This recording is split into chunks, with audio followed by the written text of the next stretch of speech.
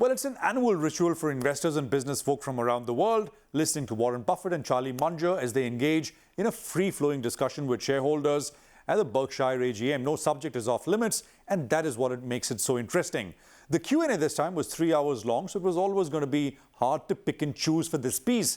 But here are a few things I found interesting.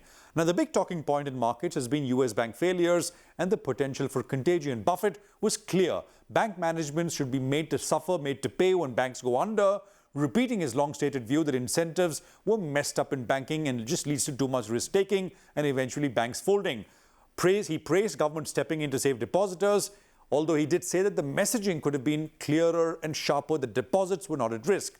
Buffett is famous for talking up companies he owns large stakes in.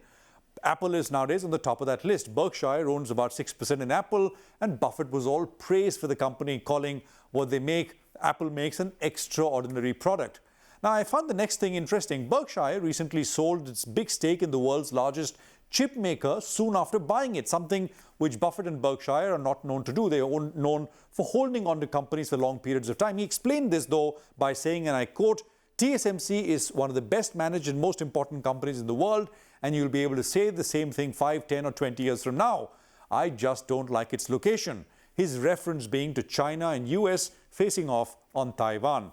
Now, does value investing still work? Is its use diminishing, or does it remain ever as useful as a method of investing? Buffett and Munger had different views. Munger saying, and I quote, I think value investors are going to have a harder time now that there are so many of them competing for a diminished set of opportunities. My advice to value investors is to get used to making less, end of quote. Buffett disagreed, saying, and I quote, Charlie's been telling me the same thing the whole time we've known each other.